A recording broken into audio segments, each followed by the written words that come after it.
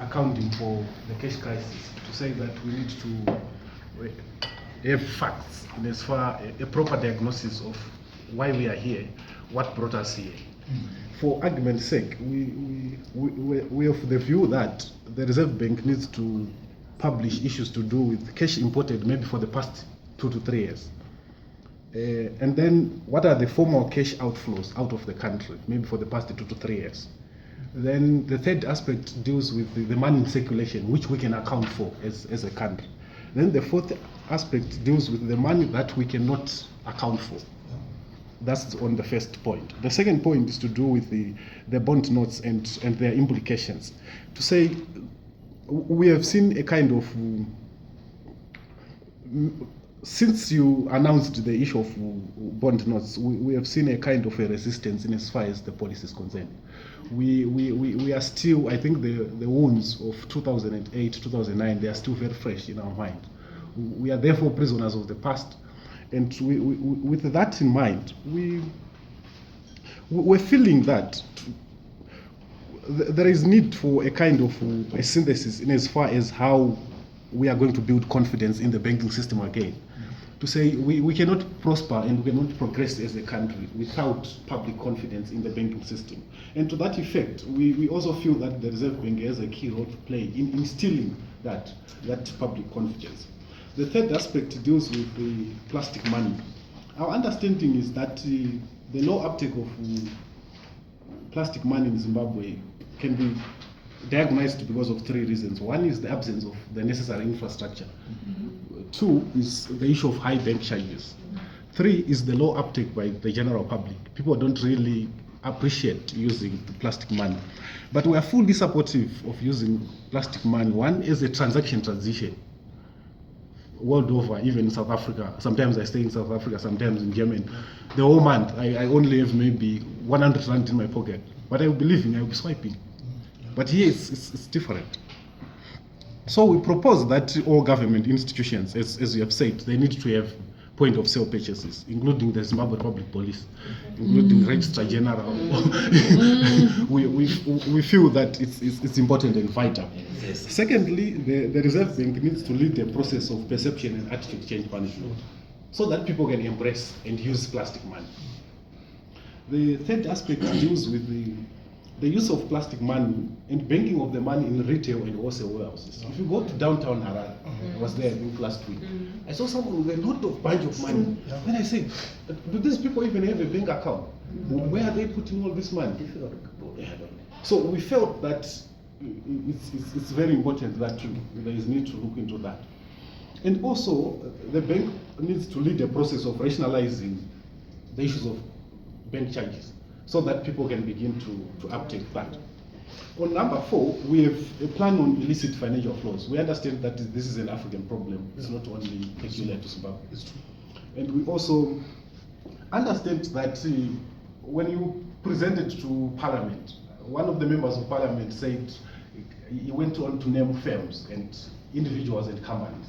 And you say that, oh, you are brave. And our thinking is that as the governor, with regards to the constitutional powers that you have, you need to be the bravest man. And we also feel that you need to spell out to the nation, say these individuals or these firms have been externalizing foreign currencies for the past 2-3 years. And also the bank needs to have a plan for keeping illicit financial flows. Say we are going to do this, we are going to do this. Number 5 is restoring public confidence in as far as the banking sector is concerned. I think I have mentioned it before. Sure. Number 6 deals with the 200 million facility. We understand that we are a country that is also riddled in debt. The debt that we don't understand what it was used for. It was taken without our consent. And we also feel that in this way, as taxpayers, it might be prudent for the bank to just publish the conditions of the loan facility. What is happening in this country is that our fear sometimes is emanating from the past, and the other one is emanating from other actors who are misinforming. In the absence of credible and legitimate and reliable information, there's a lot of misinformation within the country. Number 7 deals with public trust and defending consistent economic policy. we felt that, and even your predecessor, the previous governor, he went at length to defend the banking system in this country. He was drawing graphs now and then in newspapers saying, no, indigenization does not work here and there. We felt that he was protecting the sector. And we also feel that as the governor, there is need for you to protect the banking system and the economy from predatory tendencies within the government. Number 8, it's dealing with corruption. We understand that corruption is everywhere, but we are going to look at the issues with regards to your sphere of influence, that is in the banking sector. There are 2 cases that we are going to spell out. One is that how do you explain politicians getting huge sums of loans from banks, and then they are only exposed after they've fallen out with the ruling party? Yeah. It begs a question to say, were their due diligence in as far as the approval and of such loan agreements is concerned? How then am I going as a citizen to bank with such a bank that gives an individual, a politician, 5 million loan, only to expose that after someone else? And recently, in the cash shortages that we have, some of our friends who are actually working in the banks, they are calling us as their friends to say, we can give you more than the stipulated amount. And then you get even 2,000, 3,000. And after getting that money, you pay maybe $100 or so to the friend. So how then is the bank dealing with such issues? Number 9 is the feasibility of joining the rand union. To say, we have seen that we have been using a hard currency in a society whereby our economic and political institutions are also weak. And we also feel that Zimbabweans at large, and also the government, we need to move away from the mentality of the 80s and 90s, whereby that time we were the regional leader. Now we are far much away.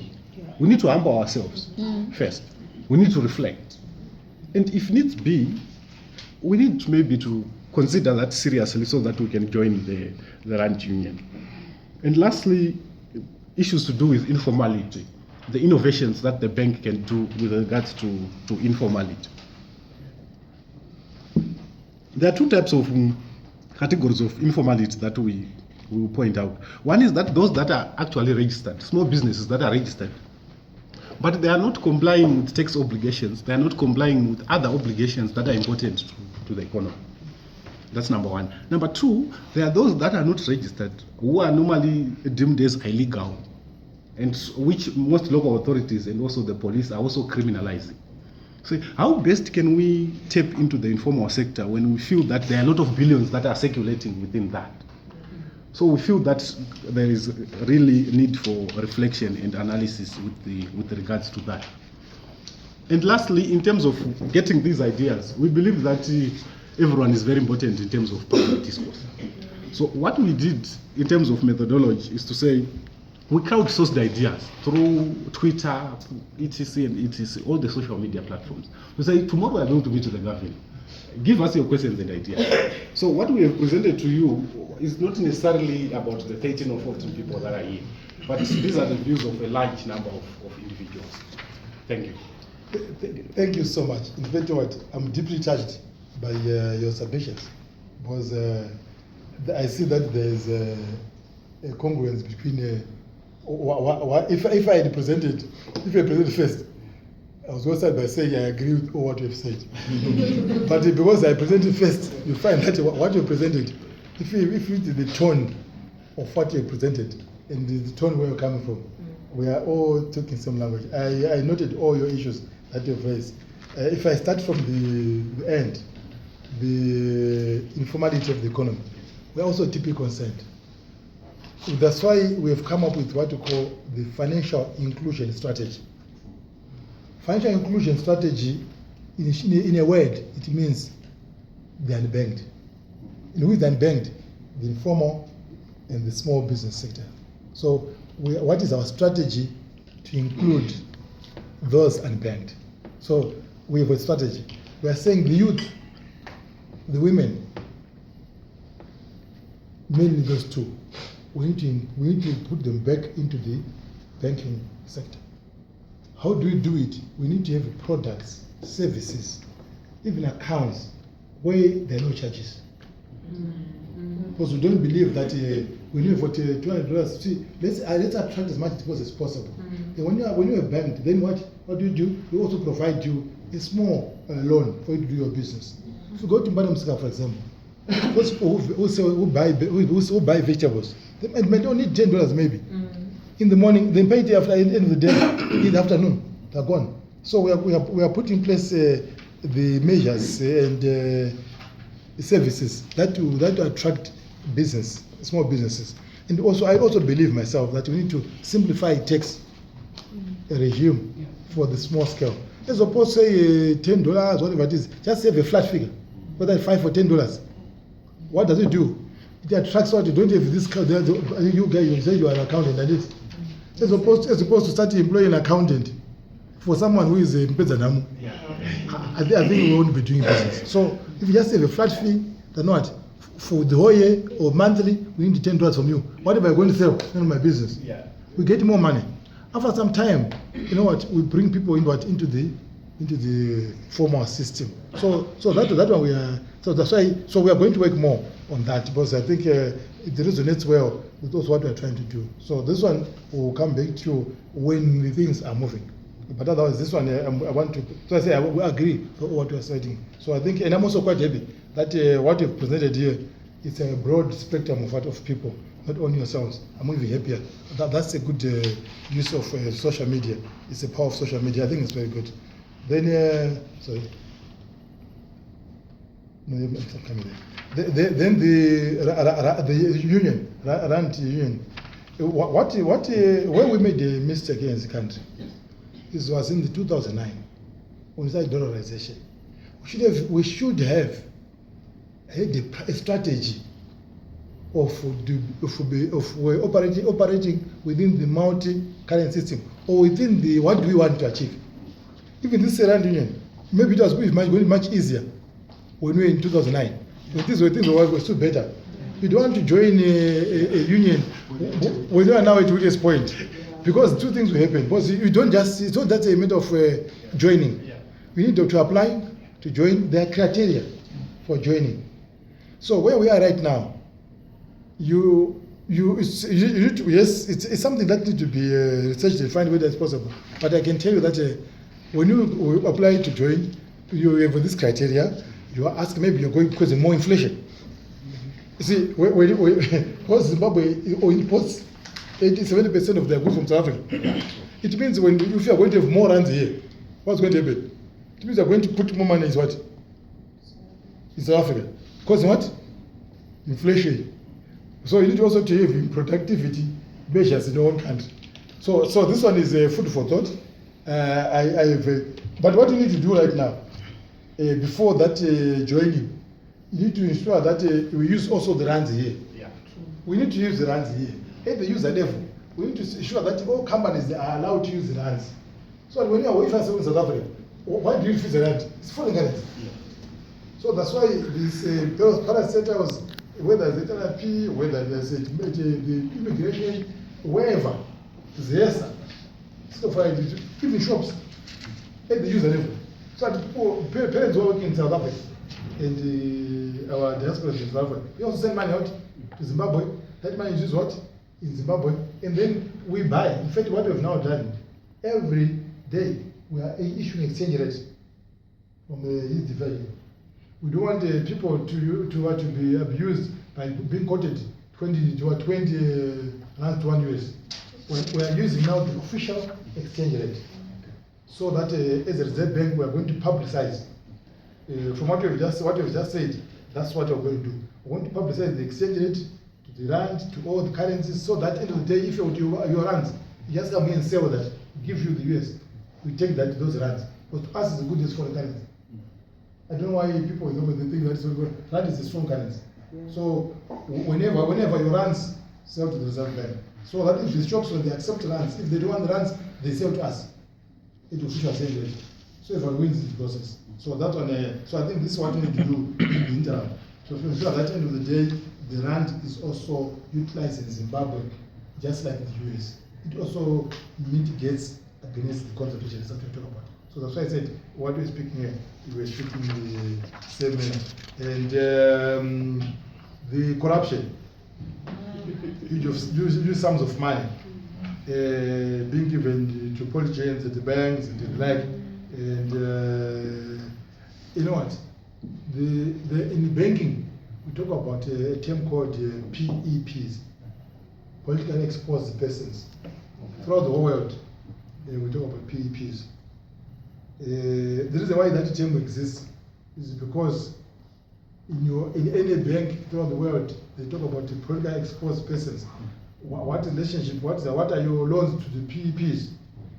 Because it's well known throughout the world that once people they are in those positions, apart from intimidating you as banks, local banks or foreign bank or local any bank, it's because of their status in the economy that they get something better than what me and you cannot get because you are questioning too much. So it's well known throughout the world. So if you check any bank, they always put PEPs. What's your exposure to the politically exposed persons? What they'll be saying is that then they say, is it mitigated or what? How should you provide? Normally provide against such entities, because already. So it's an internationally acceptable principle that it will be provided more provision.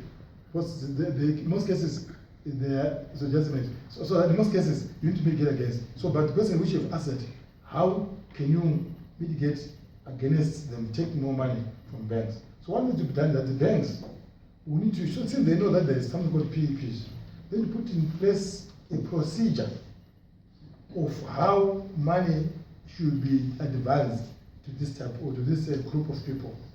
That's what they should do. If it's not happening, it's not because of the Reserve Bank. It's because the bank themselves would have failed to do what they are. Because at the end of the day, when they fail, when the bank collapses, in most cases, these loans will be high and they're not recoverable. That's become a moral hazard into the whole system. So that one we are going to emphasize to the banking sector that we should continue if it happens.